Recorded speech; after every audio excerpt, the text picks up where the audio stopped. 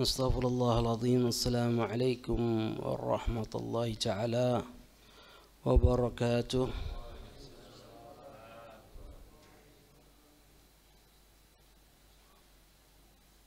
الحمد لله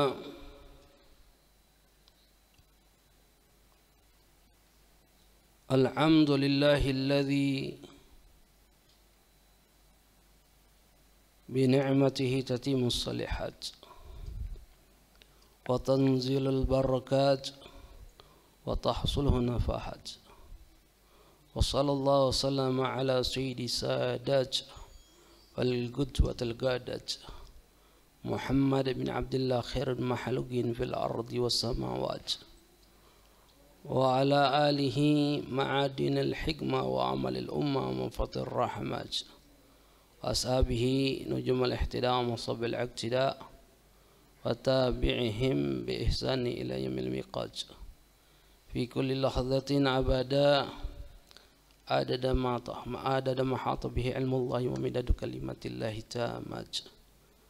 اللهم صل وسلم على سيدنا محمد مفتاح باب رحمة الله عدد ما في علم الله صلاة وسلاما دائمين متلازمين بدوى الملك له وعلى آله وصحبه عدد كل ذرة ألف مرة. أما بعد.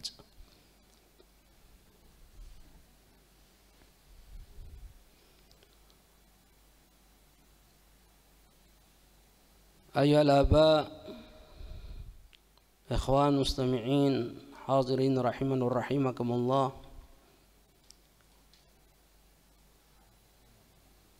Alhamdulillah thumma alhamdulillah.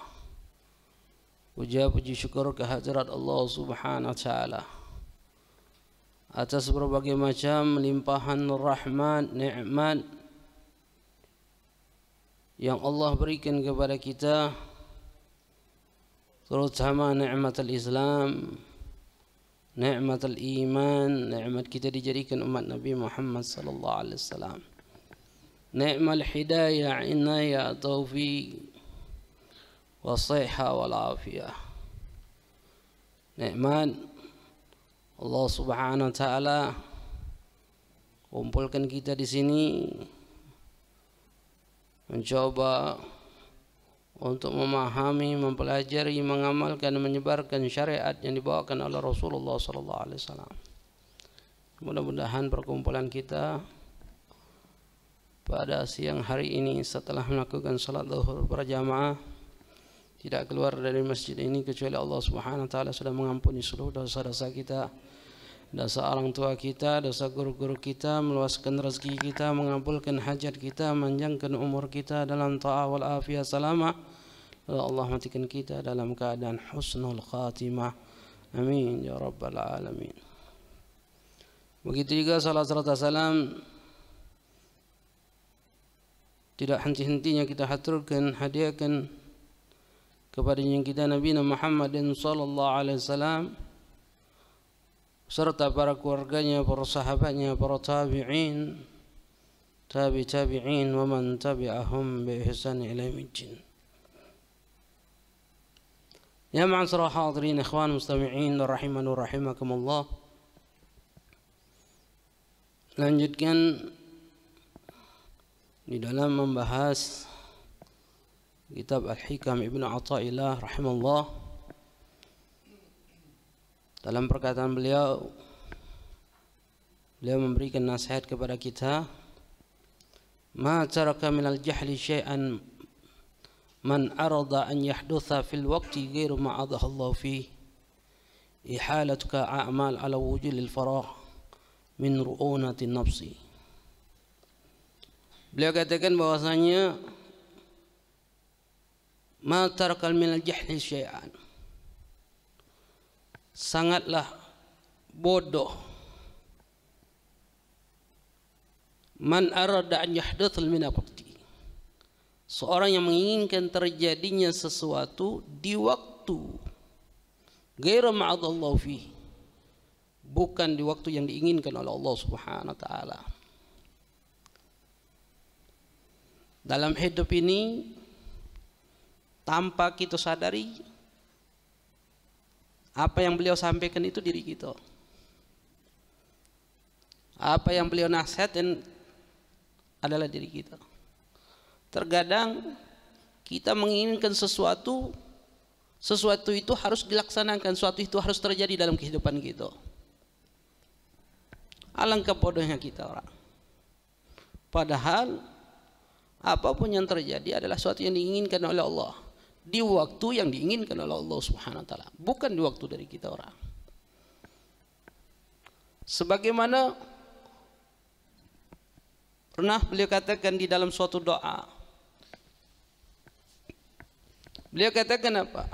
La yakunu ta'khur amadil 'atha min al-hafi du'a mujib al-ya'si wa huwa dhamin laka ijab fi ma yakhtaru lak la fi ma takhtaru li nafsik wa fi waqti alladhi yuridu la fi waqti alladhi turid. Dalam nasihat-nasihat minggu-minggu yang lalu, beliau memberikan nasihat lambatnya datang pemberian Allah, sedangkan kita sudah merintih meminta kepada Allah di dalam doa-doa kita dan berulang-ulang kita meminta tersebut. Janganlah menjadikan diri kita berputus asa dengan apa yang Allah inginkan kepada kita orang. Karena Allah jaminkan kepada kita orang, Allah akan pasti mengijabah doa tersebut. Tapi dengan sesuatu yang diinginkan oleh Allah Subhanahu wa taala, la fi ma tahtuli nafsik, bukan sesuatu yang diinginkan oleh dirimu. Wa fi waqti alladzi yurid, di waktu yang diinginkan oleh Allah Subhanahu wa taala, la fi waqti alladzi turid, bukan di waktu yang kau inginkan. Tapi Allah jamin. Setiap permintaan Allah, setiap permintaan kita kepada Allah pasti Allah akan kabulkan. Tapi sesuai dengan apa yang diinginkan oleh Allah, bukan sesuatu yang sesuai dengan keinginan kita. Di waktu yang diinginkan oleh Allah, bukan di waktu yang diinginkan oleh kita. Kalau kita tuh kalau baca doa tuh langsung gabul. Minta hujan turun hujan. Lagi hujan minta berhenti turun berhenti. Mereka salafus salihin takut. Orang-orang soleh justru takut. Takut ketika mereka meminta kepada Allah langsung diijabah oleh Allah. Karena ada di dalam satu riwayat hadis qudsi Allah katakan ketika kita meminta seorang hamba meminta kepada Allah, maka Allah katakan, aku akan berikan permintaan dia karena aku tidak senang dengan suara dia. Bayangkan mereka orang saleh. Tidak dengan kita. Kalau kita pengennya segera sudah. Kita minta pengennya sekarang. Makanya ketika kita ada suatu masalah, nikmati saja masalah tersebut. Intidhar farj ibadah, kata Rasulullah. Menunggu Allah lepaskan kesulitan, kesusahan, penyakit itu ibadah kepada Allah. Artinya Allah tetap berikan ganjaran pahala kepada kita orang. Kapan? Semasa kita menunggu Allah lepaskan kesulitan dari kita orang. Semasa kita menunggu Allah lepaskan penyakit dari diri kita orang. Semasa kita menunggu Allah lepaskan kesedihan dari kita orang. Ibadah di mata Allah Subhanahu wa taala. Jadi kalau saat ini kita merasakan kesulitan di dalam hal apapun, kesusahan di dalam hal apapun, tunggu saja, sabar saja. Terus jangan lepas daripada rintihan meminta kepada Allah Subhanahu wa taala. Dan jangan pernah berharap bahwasanya doa itu segera dikabulkan. Pengennya seketika, harus. Nah, biarkan Allah yang menentukan. Karena beliau katakan alangkah bodohnya kita orang jika menginginkan man arada an yahdatsal fil waqti, ingin terjadinya sesuatu perkara itu dengan waktu yang diinginkan kita orang. Ghaira ma'adallahu fi, bukan sesuatu yang diinginkan atau dikehendaki oleh Allah terjadinya sesuatu itu. Ketidakfahaman kita dalam agama, ketidakfahaman kita dengan akidah, ketidakfahaman kita hakikat Allah ciptakan kita hidup di dunia ini. Maka daripada itu ikhwan, penting bagi diri kita untuk memahami syariatnya, untuk memahami apa yang dibawakan oleh Rasulullah SAW. Karena dengan kita memahami syariat ini, kita akan mengerti hakikat kenapa Allah ciptakan kita hidup di dunia ini. Karena berapa banyak orang berpikir bahwasanya hidup ini untuk hidup, hidup ini untuk hidup. Padahal Allah tidak ciptakan kita hidup untuk hidup, dah. Justru Allah ciptakan kita hidup di dunia ini untuk apa? Untuk mati. Untuk mengalami suatu alam yang lebih dahsyat lagi dalam kehidupan di dunia ini. Karena dunia darul amal. Dunia ini tempat kita beramal. Wal akhirah darul jazaa. Dan akhirat tempat balasan. Artinya Allah ciptakan kita hidup di dunia ini ya beramal untuk menjadi penghambaan kita kepada Allah, pengabdian kita kepada Allah, untuk ibadah kepada Allah. Dengan apapun yang Allah berikan kepada kita, Allah berikan kesenangan untuk ibadah. Allah berikan harta untuk ibadah, Allah berikan kedudukan untuk ibadah, Allah berikan istri, suami, anak, orang tua untuk ibadah, Allah berikan teman untuk ibadah, Allah berikan waktu pada saat ini, kesempatan kepada kita untuk kumpul di sini untuk ibadah. Semuanya. Untuk apa? Untuk mati. Bekal yang akan kita bawa ke depan mati. Angkanya mereka para ulama sering memberikan nasihat kepada kita orang untuk senantiasa kita memahami syariat. Sebagaimana ilmu asasul ibadat.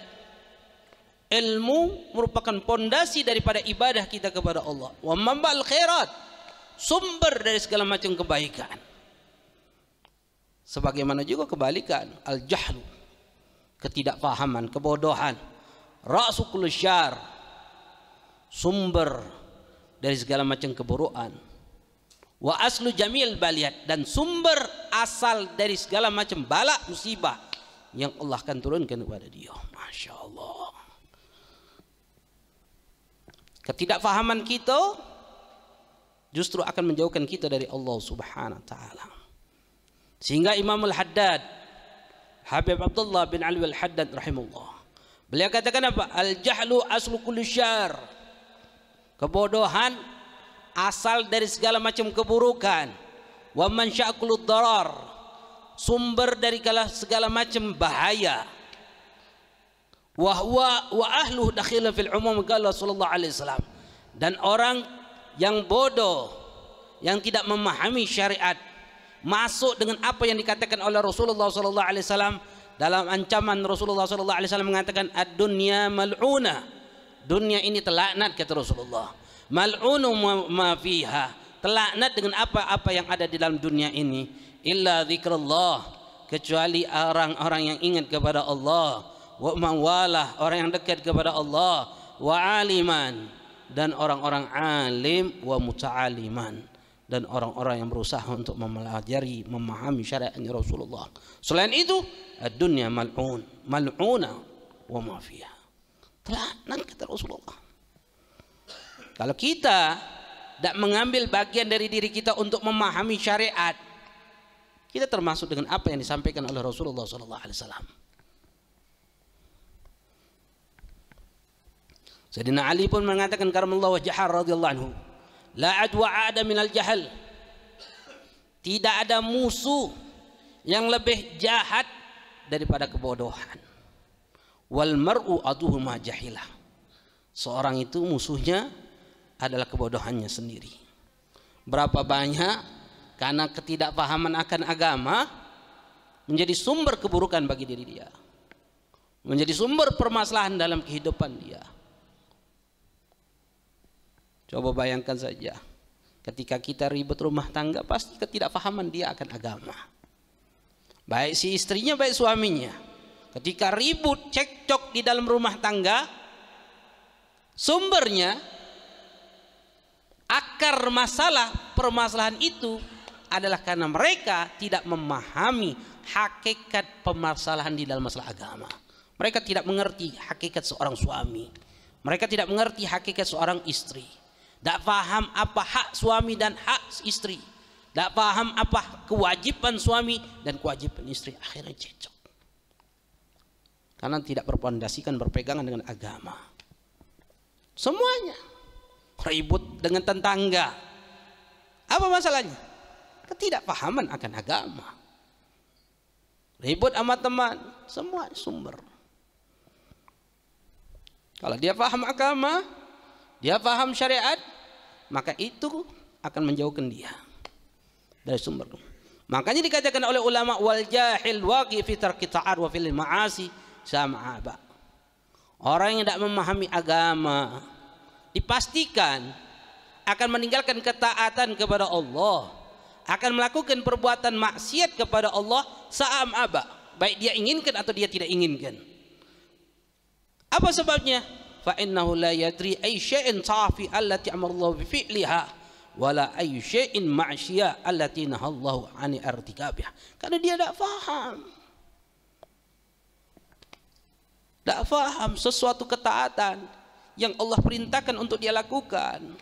Dia tidak paham maksiat yang dilarang oleh Allah untuk dia lakukan.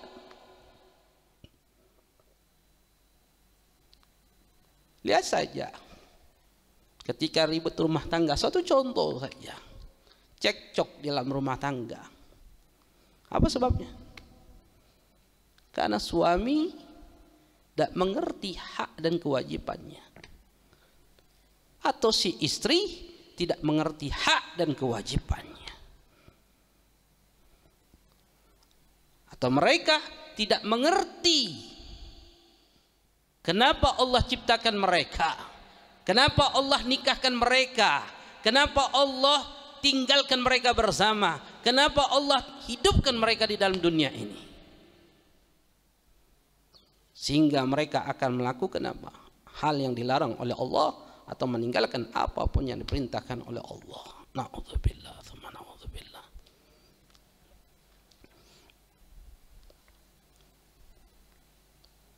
Maka seorang Sahal bin Abdullah Tustari rahimahullah, beliau ditanya oleh seseorang, ma'usyallah bima'asatin a'zam minal jahl. Ya Syekh, apakah ada suatu perbuatan maksiat kepada Allah yang lebih buruk daripada kebodohan? Faqala agil. Nah, dia katakan ada. Ketidakfahaman itu sudah jelek, sudah perbuatan maksiat yang besar. Ketika beliau ditanya, ya Syekh, apakah ada suatu perbuatan maksiat yang lebih besar daripada kebodohan? Beliau katakan ada. Apa? Al-jahlu bijahli. Orang yang bodoh yang tidak memahami dirinya bodoh. Orang yang tidak mengerti agama yang tidak memahami dia tidak mengerti agama. Lebih dahsyat daripada orang yang bodoh. Dan ini banyak di zaman kita sekarang. Berapa banyak orang di zaman kita sekarang orang merasa dirinya alim, merasa dirinya lebih memahami agama,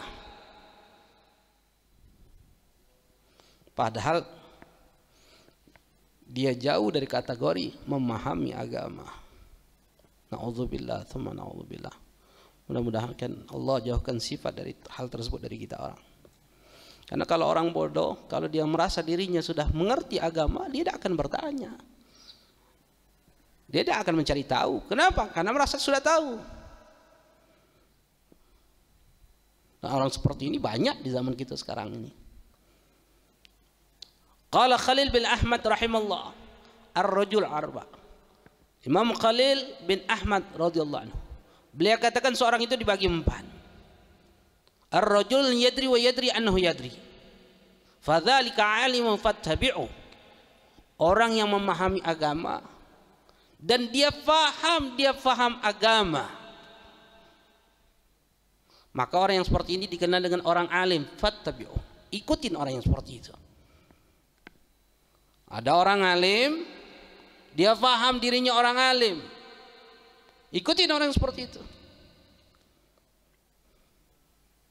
Yang kedua, rajulun yadri wala yadri anhu yadri fadzalika ghafil fa'ghidhu.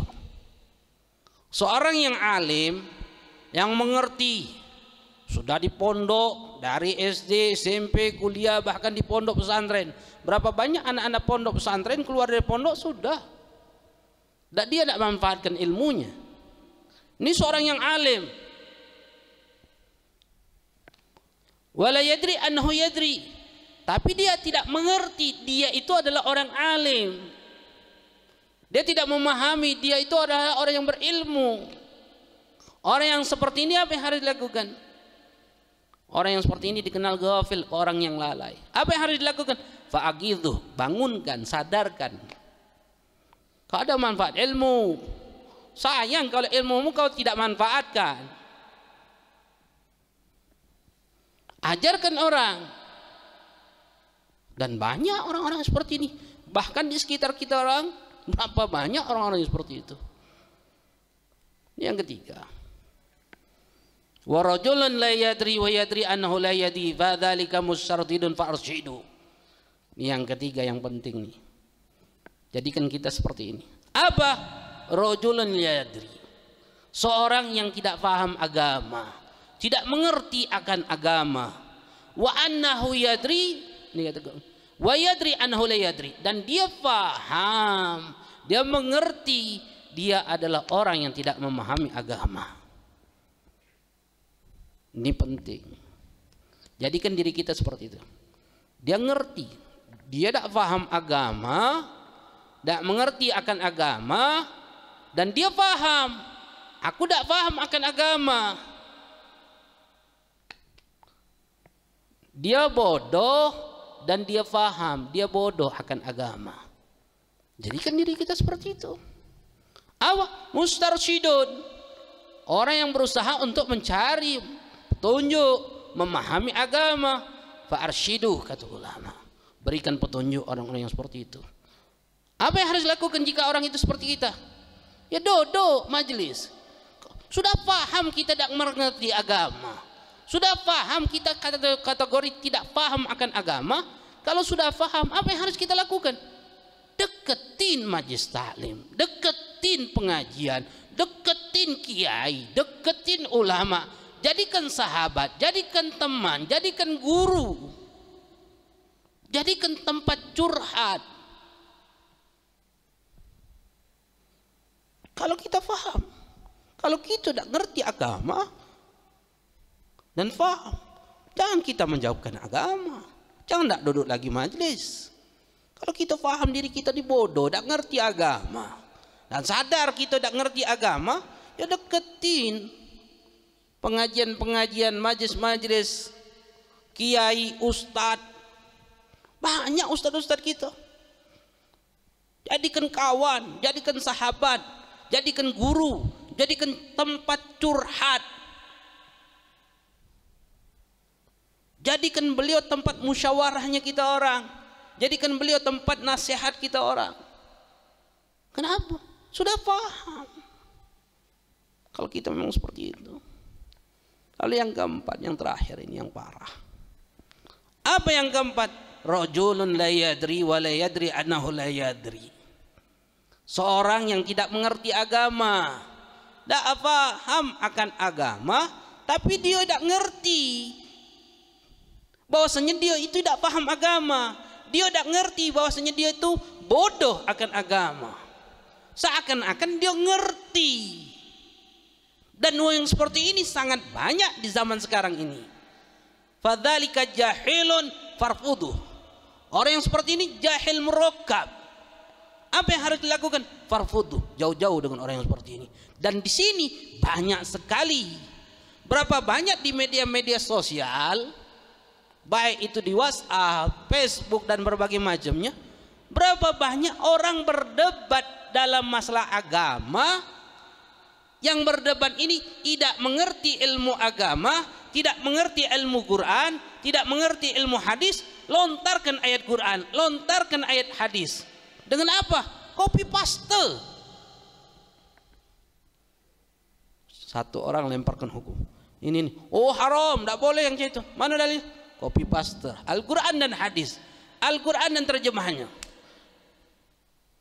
Tak ngerti Quran, tak ngerti asbabun nuzul, tak mengerti istimbat hukum, tidak mengerti hadis, tidak mengerti sebab asbabul wurud.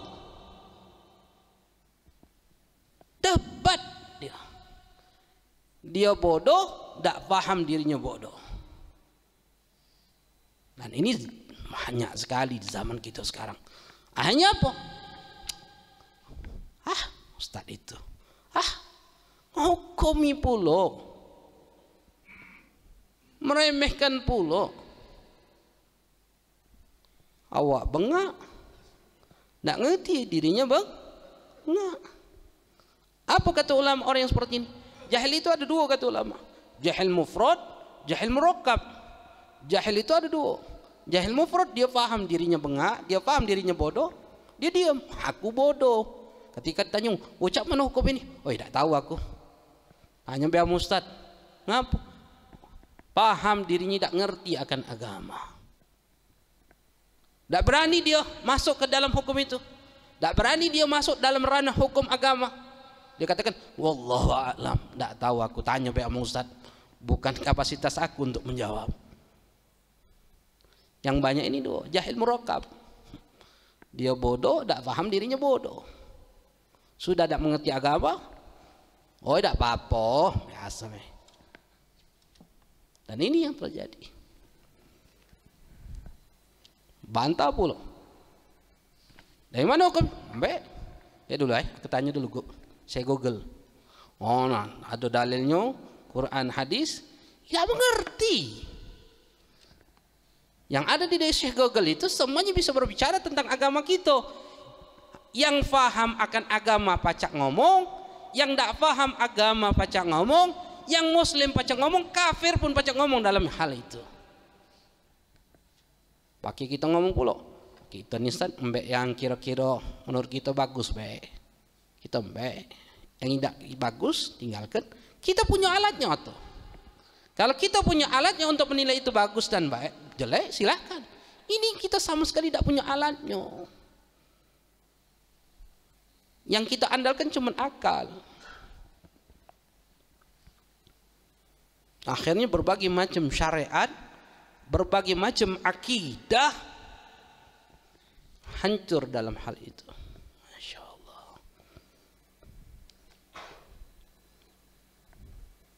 Makanya beliau memberikan nasihat kepada kita. Ma tarqa minal jahli syai'an man arda an yahdatha fil waqti ghairi ma'dhullah fi. Begitu juga dalam akidah. Sangatlah jahil, sangatlah bodoh orang yang menginginkan terjadinya sesuatu dalam kehidupan dia di waktu yang bukan dikehendaki oleh Allah Subhanahu wa taala.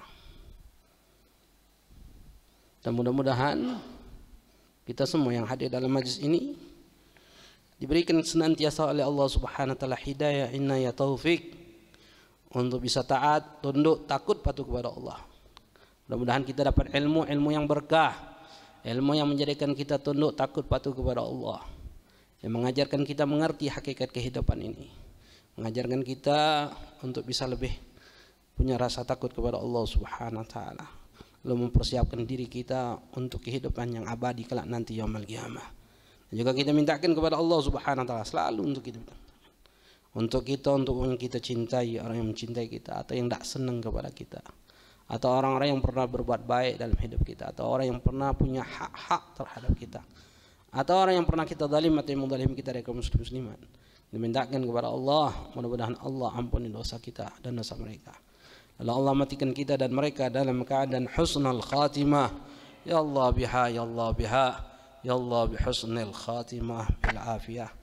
اللهم ارزقنا فهم نبينا حفظ المسلمين شرعة الحامل قدر المقربين اللهم عقلنا بعلم زينا بحلم أكرمنا بالتقوى وجملنا بالعافية أرحم الراحمين Wa sallallahu ala sayyidina Muhammadin wa ala alihi wasallam.